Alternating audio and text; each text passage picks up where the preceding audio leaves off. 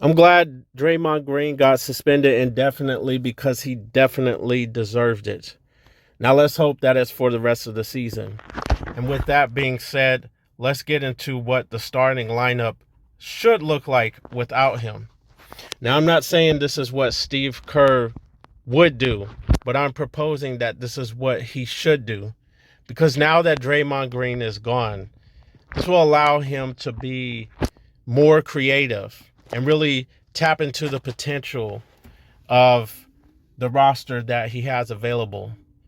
I feel like Steve Kerr has gotten stagnant, relying on the good old days and what that roster produced for him, and he hasn't explored trying out the new talent. So what I propose for the starting lineup is Steph Curry at point guard, Andrew Wiggins at shooting guard, Jonathan Kuminga at small forward, and Trayce Jackson-Davis at power forward with Kevon Looney at center. Now you might look at this lineup and you will say, where's the offense going to come from? Where's the spacing going to come from? Who's Trayce Jackson-Davis? He's a second round pick, by the way. And how would this work?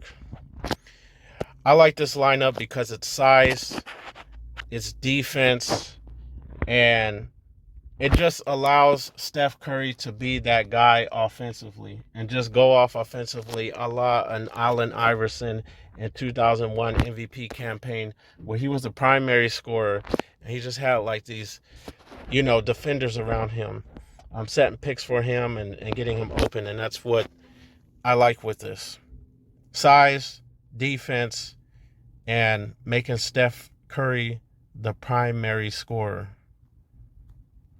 So then, once Steph Curry goes off, which he will continue to do because he's that damn good, then you bring in the bench, starting with Chris Paul at shooting guard. I know Gary Payton II is out indefinitely. He's injured. But if he comes back, I would like him at the shooting guard for the defense. Otherwise, put Moses Moody there. And then, of course, Klay Thompson at the small forward. He's up in age. Put him in the forward spot. And Usman Garuba, power forward. Another, who are these power forwards? He's got size. He's young. Put him out there. Let's see what these guys got. Because you look at their stats, you're going to be like, oh, there's nothing impressive there. Okay, that's because they're not given the opportunity. Put them out there. Dario Saric, space the floor at the center, get some shots off. And CP3 could set this team up to be successful. He'd kick out the Dario Saric. He's going to hook up Klay Thompson. That's what I would like to see there. Chris Paul has always had a great assist-to-turnover ratio. So him and Klay Thompson being that backup, that 1-2 punch, I like that. And then, like I said, you bring in the defense of Gary Payton II. Let's see what Usman is all about. And then just have Dario Saric out there, dropping them jump shots. So that's what I would do with the Warriors. Because, let's face it, Draymond Green is Mark Jackson's idea.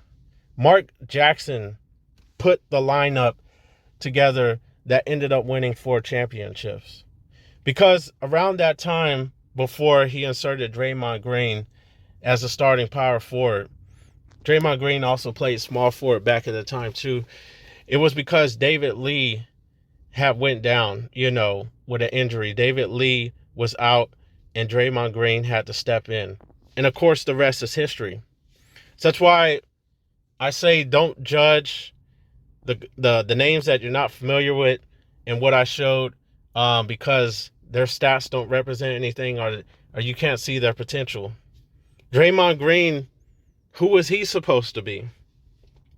But Mark Jackson, a man from the old school who goes off the eye test, not off the stat sheets, saw something in Draymond Green, gave him an opportunity, and we know what happened. Yeah, we like to make fun of Draymond Green and call him the king of the triple singles, but he fits in the system that allows Golden State to thrive.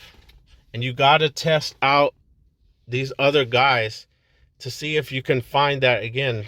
Let them get their rhythm. Let them jive together. You can't be stuck in the past, Steve Kerr, and just keep running the team that Mark Jackson built and seeing if you can squeeze out one more championship. It's you got to use the young guys, because Draymond Green is no longer a young guy, as you can see on this picture.